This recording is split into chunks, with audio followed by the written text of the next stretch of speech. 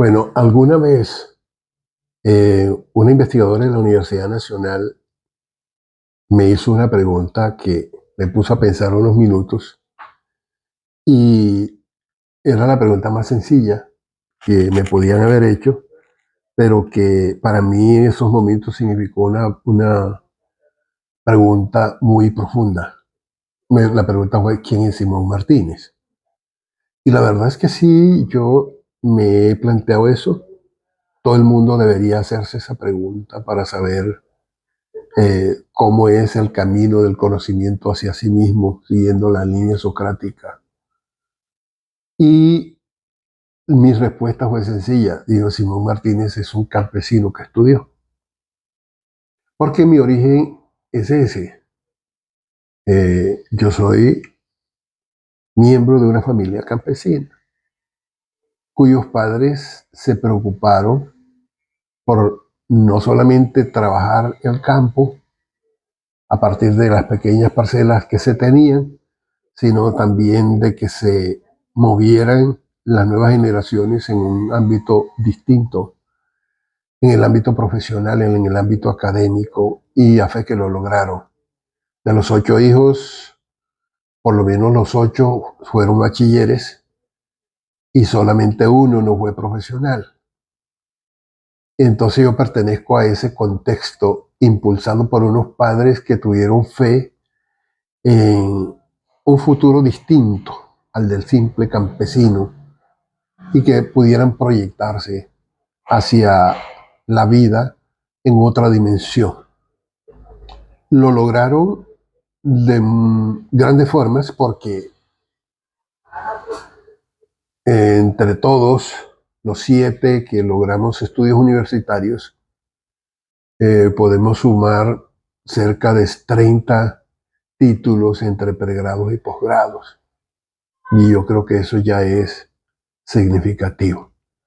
Y esta familia tiene un origen, digamos, diverso. Mi padre tenía un abuelo boyacense, una abuela de origen samario por línea paterna y por línea materna tenía raíces en La Guajira y raíces en el Magdalena Grande. Pero su familia se había consolidado, él se había consolidado en Rincón Hondo y sus hermanos paternos, algunos en Chiriguaná. Ese es, digamos, el origen paterno. El origen materno es todavía un poco más extraño porque mi abuela materna, tengo entendido por las facciones que me describe, que era una mulata mmm, con facciones muy definidas, facciones afros, con pelo lacio, lo que muestra de pronto un zambaje más bien o un mulataje. Y mi abuelo, Sebastián, el del origen del apellido Ubarnes, que era el apellido de mi madre, mi abuelo era hijo de alemanes, migrantes a las regiones tabacaleras de Bolívar y posteriormente algunas familias emigraron a un proyecto incipiente de cultivo de tabaco a finales del siglo XIX hacia el piedemonte de la serranía del Perijá, especialmente en las regiones de Codazzi, Becerril y las Aguas de Ibirico. Después terminaron ubicándose en Rincón Hondo y allí mi abuelo conoció a mi abuela. Mi abuelo nació en las Aguas de Ibirico, alcanzó a nacer en las aguas. Entonces esa es más o menos la estructura familiar con mezclas de influencias guayú, indígenas, influencias chimilas, por una tatarabuela oriunda del Cerro de San Antonio, bisabuelo boyacense, una bisabuela de origen samario, chiriguanera, pero de origen samario, de padres samarios, eh, de una familia proveniente de la región de La Rioja en España. Entonces aquí hay un pluralismo étnico, de múltiples rasgos, que es lo que me define a mí biológicamente. Bueno, el nacimiento en Rincón Hondo ocurre en una época en que se están dando algunos cambios y transformaciones. Es el momento en que se inicia la construcción de la carretera que comunica la costa con el interior. Y en el pueblo comienzan a darse algunos movimientos, cambios y transformaciones que darían forma a una dinámica socioeconómica y sociopolítica muy interesante a comienzos de los años 50. Pero a comienzos de los años 50 también hay una cosa tan importante, es que la carretera trae gente del interior del país que van hacia el occidente de lo que hoy es el departamento del Cesar, o que iban buscando el puerto del Banco.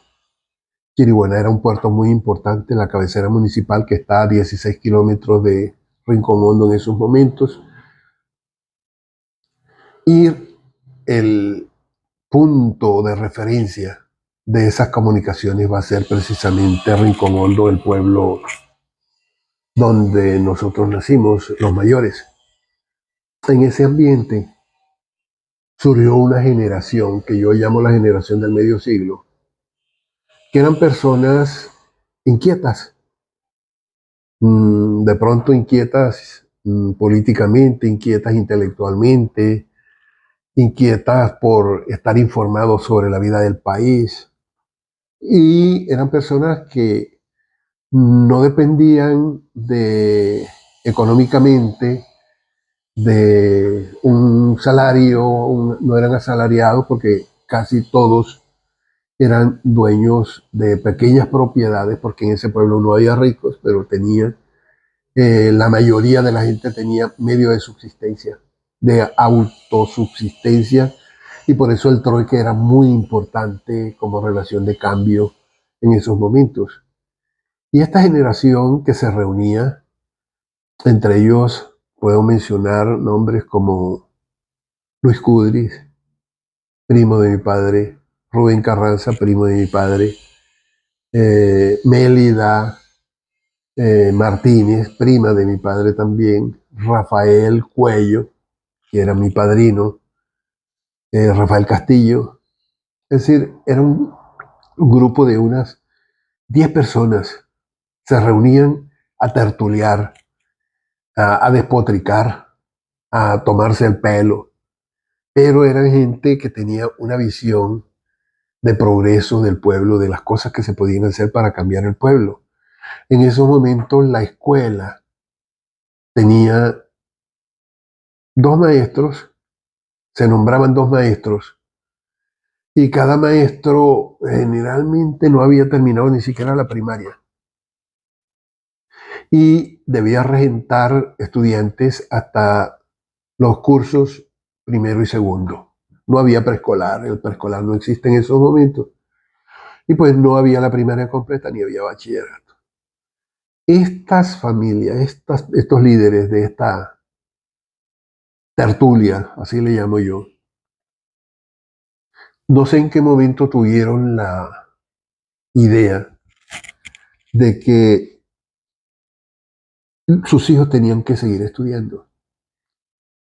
Y es así como comienzan a sacar a los jóvenes, mandarlos a la cabecera municipal a estudiar el resto de la primaria, y como no había bachillerato, en estos momentos se fueron muchos. Bueno, se inició el bachillerato en 1950, pero un bachillerato incompleto. Hasta cuarto de bachillerato llegó por allá en los años 58. Y ahí duró hasta el año 72. Entonces, en ese contexto, estas personas que no habían tenido mayores estudios, que habían estudiado primero y segundo, habían estudiado 2 años, que fue la educación que tuvieron mis padres.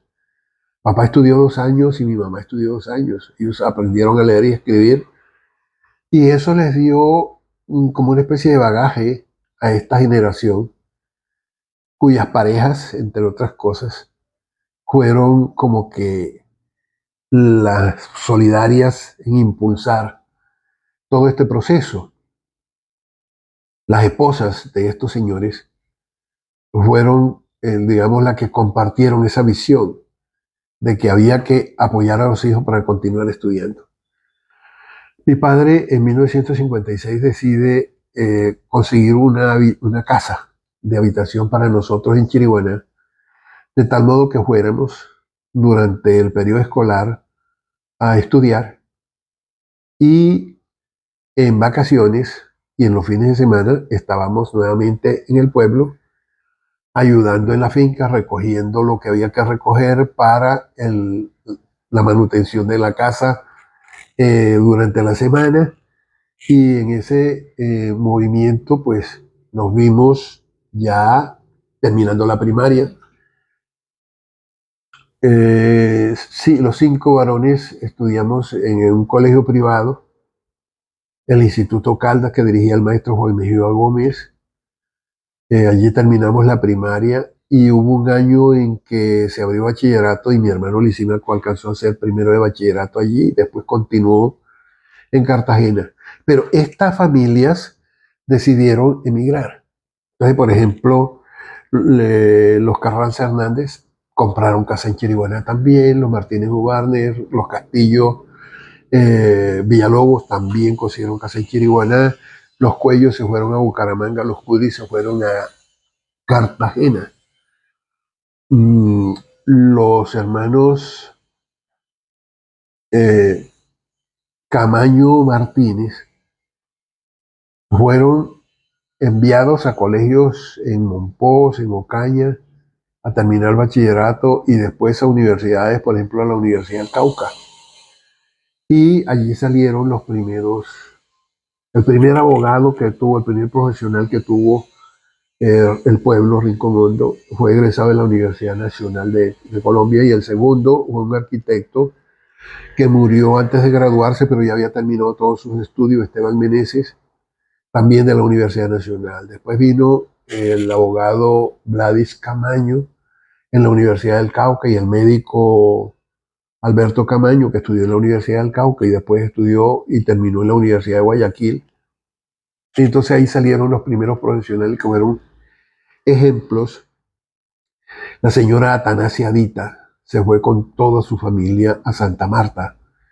Muchas familias emigraron, incluso hay casos interesantes, a un corregimiento que todavía no era corregimiento, era el caserío de La Palmita. Allí había un maestro de escuela primaria con una capacidad autodidáctica excelente, y allí se fue su familia, una prima con sus hijos, Faustina Jiménez y Basilio Ruiz con sus hijos. Después ellos se vinieron a Chiriguaná y así muchas familias entonces se ubicaron en Chiriguaná. Los Camargo Campo consiguieron casa en Chiriguaná, los Hernández Camargo también se ubicaron en Chiriguaná, los Villalobos, en fin. Yo, sacando cuentas, hay más o menos unas 15 familias de Rincón del corregimiento que se ubicaron, y había una ventaja, y era que todas estas familias tenían la disposición de recibir a los hijos de las familias que no podían o que no habían adquirido una vivienda ya, entonces los recibían, diríamos, casi como que pensionados, pero no era por una mensualidad, sino que las familias colaboraban con lo que podían para la manutención. En esa época no había servicios públicos costosos, la luz era muy escasa, la luz iluminaba hasta las 10 de la noche, el servicio de acueducto no había sido inaugurado, estaban apenas iniciándolo, uno iba a los pozos del pueblo a sacar el agua antes de irse para la escuela, en fin, todas estas eran cosas interesantes que marcaron ese ambiente en donde nosotros nos movimos. Al terminar yo la primaria, bueno, hubo una circunstancia que a mí me marcó mucho en mi vida, porque fue un momento autoafirmación, de libertad. Yo